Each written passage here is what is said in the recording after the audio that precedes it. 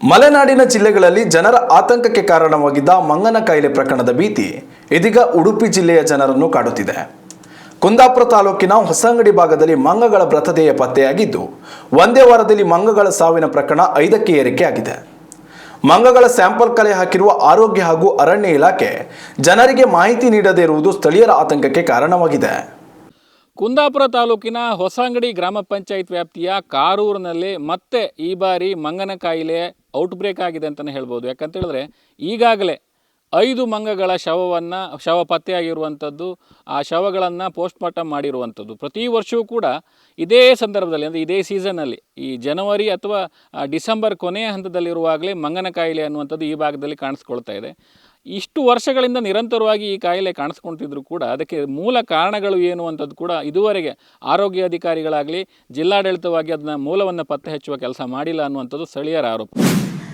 ಕರಾವಳಿಯಲ್ಲೂ ಮಂಗನ ಕಾಯಿಲೆ ಭೀತಿ. ಹೊಸಂಗಡಿಯಲ್ಲಿ 5 ಮಂಗಗಳ ಕಳೇಬರಹ ಪತ್ತೆ. ಆರೋಗ್ಯ ಇಲಾಖೆಯ ಕಾರ್ಯಕ್ಕೆ ಜನರ ಆಕ್ರೋಶ. ರಾಜ್ಯದಲ್ಲಿ ಮತ್ತೊಮ್ಮೆ ಮಂಗನ ಕಾಯಿಲೆ ಸದ್ದು ಮಾಡ್ತಾ ಇದೆ. ಮಲೆನಾಡು ಜಿಲ್ಲೆಯಲ್ಲಿ ಮಂಗನ ಕಾಯಿಲೆಯ ತೀವ್ರತೆ ಹೆಚ್ಚಿದ ಹಿನ್ನೆಲೆಯಲ್ಲಿ ಈ ಕಾಯಿಲೆ ನೆರೆ ಜಿಲ್ಲೆ ಉಡುಪಿಯಲ್ಲೂ ಭೀತಿ ಹುಟ್ಟಿಸಿದೆ.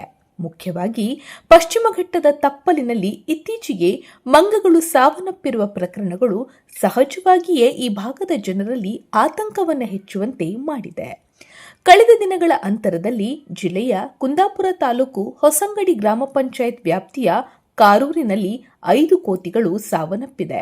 5ರಲ್ಲಿ 4 ಮಂಗಗಳು ಸಂಪೂರ್ಣವಾಗಿ ಕೊಳೆತು ಹೋಗಿದ್ದು, 1 ಮಂಗದ ಶವ ಪರೀಕ್ಷೆ ನಡೆಸಿ ಸ್ಯಾಂಪಲ್ ಸಂಗ್ರಹಿಸಿ ಪರಿಶೀಲನೆ ಕಳಿಸುವ ಕೆಲಸವನ್ನ ಜಿಲ್ಲಾ ಆರೋಗ್ಯ ಇಲಾಖೆ ನಡೆಸಿದೆ. ಸದ್ಯ ಕಳೆದ ವರ್ಷದಂತೆ ಇದೇ ಪ್ರದೇಶದಲ್ಲಿ 5 ಮಂಗಗಳು ಸಾವನ್ನಪ್ಪಿರುವುದು ಆತಂಕಕ್ಕೆ ಕಾರಣವಾಗಿದೆ. ಪಶ್ಚಿಮ ಘಟ್ಟ ಪ್ರದೇಶದಲ್ಲಿ ಘಾಟಿಯಲ್ಲಿ ಮೊದಲಿನಿಂದ ಅಲ್ಲಿ ಮಂಗನ ಕಾಯಿಲೆ ಇತ್ತು. ಈಗಲೂ ಕೂಡ ಈ ವರ್ಷವೂ ಕೆಲವು ಮಂಗನ ಕಾಯಿಲೆ ಇದೆ ಅಂತಾಗಿದೆ. ಇದು ಘಾಟಿಯ ಹತ್ತಿರದ ಪ್ರದೇಶ ಆದ್ದರಿಂದ ಇಲ್ಲಿ ಮಂಗ ಸತ್ತೋದಾಗ ನಮಗೆ ಅನುಮಾನ ಕಾಡ್ತಾನೆ ಇರುತ್ತೆ. ಈ ರೀತಿಯ ಅನುಮಾನ ಕಾಡ್ತಾ ಇದೆ. ಈಗ ಮೊನ್ನೆ 5 ಮಂಗಗಳು ಸತ್ತೋದಾಗ ಕೊಳೆತ ಸ್ಥಿತಿಯಲ್ಲಿದೆ 4 ಅಂತ ಹೇಳಿ ಹೊಂಡ ತೆಗೆದು ಹೋಗಿದ್ರು. ಆಮೇಲೆ 1 ಮಂಗ ಇತ್ತು, 1 ಮಂಗನ ಪ್ರಯೋಗಕ್ಕೆ ತಗೊಂಡೋಗಿದ್ದಾರೆ. ಆದ್ದರಿಂದ ನಾವಿಲ್ಲಿ ಭಯದಿಂದ ಬದುಕ್ತಾ ಇದ್ದೇವೆ. ಸದ್ಯ ಹೊಸಂಗಡಿ ಭಾಗದಲ್ಲಿ ಮಂಗಗಳ ಸಾವಿನ ಬಳಿಕ ಮತ್ತೆ ಆತಂಕ ಮನೆ ಮಾಡಿದೆ.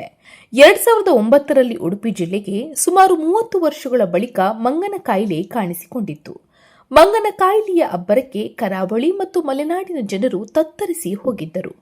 ಮಣಿಪಾಲದ ಕೆಎಂಸಿ ಆಸ್ಪತ್ರೆಯೊಂದರಲ್ಲೇ 73 ರೋಗಿಗಳಿಗೆ ಚಿಕಿತ್ಸೆ ನೀಡಲಾಗುತ್ತಿತ್ತು. 2019ರಲ್ಲಿ ಶಿವಮೊಗ್ಗ ಜಿಲ್ಲೆಯೊಂದರಲ್ಲೇ 12 ಮಂದಿ ಕೆಎಫ್ಡಿ ಸೋಂಕಿಗೆ ಬಲಿಯಾಗಿದ್ದು 344 ಜನರಲ್ಲಿ ಸೋಂಕು ದೃಢಪಟ್ಟಿತ್ತು. ಉತ್ತರ ಕನ್ನಡ ಜಿಲ್ಲೆಯ 85 ಮಂದಿಗೆ ಸೋಂಕು ದೃಢಪಟ್ಟು 3 ಚಿಕಿತ್ಸೆಗೆ ಸ್ಪಂದಿಸದೆ ಮೃತಪಟ್ಟಿದ್ದರು. ಉಡುಪಿಯಲ್ಲಿ 2, ಮೈಸೂರು, ಬೆಳಗಾವಿ, ಚಿಕ್ಕಮಗಳೂರು ಹಾಗೂ ಹಾವೇರಿಯಲ್ಲಿ ತಲಾ 1ರಲ್ಲಿ ಸೋಂಕು ಪತ್ತೆಯಾಗಿತ್ತು. ಕಳೆದ ವರ್ಷ ಕೂಡ ಓರ್ವ ಮಹಿಳೆ ಮಂಗನ ಕಾಯಿಲೆಯಿಂದ ಮೃತಪಟ್ಟಿರುವ ವಿಚಾರ ಮರೆಯುವ ಮೊದಲೇ ಮತ್ತೆ ಜಿಲ್ಲೆಯಲ್ಲಿ ಮಂಗಗಳು ಸಾವನ್ನಪ್ಪಿರೋದು ಆತಂಕಕ್ಕೆ ಕಾರಣವಾಗಿದೆ.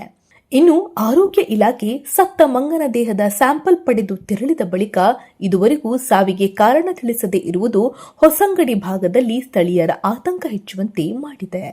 ಇನ್ನು ಕಾರೂರಿನಲ್ಲಿರುವ ನೀರಿನ ಮೂಲದ ಬಳಿಯೇ 5 ಮಂಗಗಳ ಶವ ಪತ್ತೆಯಾಗಿರುವುದು ಮತ್ತು ಪ್ರತಿ ವರ್ಷವೂ ಕೂಡ ಇದೇ ಪರಿಸರದಲ್ಲಿ ಮಂಗಗಳು ಸಾಯ್ತಾ ಇರೋದು ಸ್ಥಳೀಯರಲ್ಲಿ ಸಾಕಷ್ಟು ಪ್ರಶ್ನೆಗಳನ್ನು ಹುಟ್ಟುಹಾಕಿದೆ.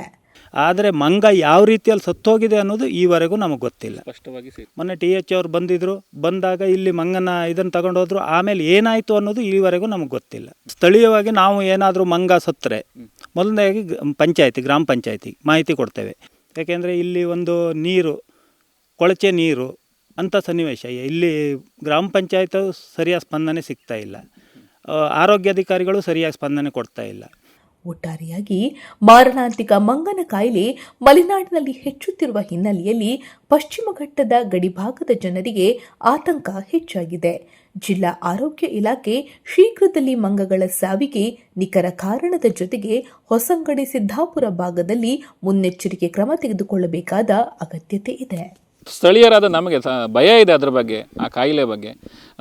DHO ಅವರು ಅಥವಾ ಈ ಆರೋಗ್ಯ ಅಧಿಕಾರಿಗಳ ತಂಡ ಬಂದು ಪೋಸ್ಟ್ಮಾರ್ಟಮ್ ಮಾಡಿ ಆ ಶವವನ್ನು ತೆಗೆದುಕೊಂಡು ಹೋಗುವಂಥ ಕೆಲಸ ಮಾಡಿದ್ದಾರೆ, ಸ್ಯಾಂಪಲ್ ತಗೊಂಡು ಹೋಗಿದ್ದಾರೆ. ಬಟ್ ಏನಾಗಿ ಸತ್ತಿದೆ ಅಥವಾ ಅದು ಸಾಯಲಿಕ್ಕೆ ಕಾರಣ ಏನು, ಮಂಗನ ಕಾಯಿಲೆ ಹೌದಾ ಅಲ್ವಾ ಅಂತ ಬಗ್ಗೆ ಇದುವರೆಗೆ ಯಾವುದೇ ಸ್ಪಷ್ಟನೆಯನ್ನು ನೀಡ್ತಾ ಇಲ್ಲ.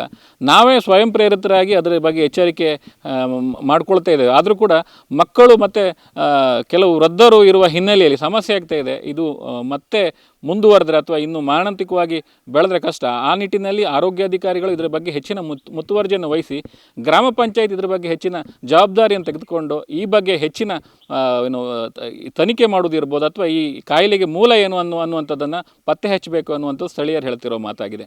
ಉಡುಪಿಯಿಂದ ಅಶ್ವಥ್ ಆಚಾರ್ಯ, ನ್ಯೂಸ್ ನೆಕ್ಸ್ಟ್. ಉತ್ತಮ ಸಂಸ್ಕಾರಯುತ ಶಿಕ್ಷಣದೊಂದಿಗೆ VSS English medium CBSE school Udupi Muddur. ನರ್ಸರಿಯಿಂದ 10ನೇ ತರಗತಿವರೆಗೆ ಶಿಕ್ಷಣದ ಜೊತೆಗೆ 5ರಿಂದ 10ನೇ ತರಗತಿವರೆಗಿನ ವಿದ್ಯಾರ್ಥಿನಿಯರಿಗೆ ಉತ್ತಮ ಹಾಸ್ಟೆಲ್ ಸೌಲಭ್ಯವೂ ಇದೆ. ನಿಮ್ಮ ಮಕ್ಕಳ ಪ್ರವೇಶಾತಿಗಾಗಿ ಈ ಸಂಖ್ಯೆಗೆ ಕರೆ ಮಾಡಿ.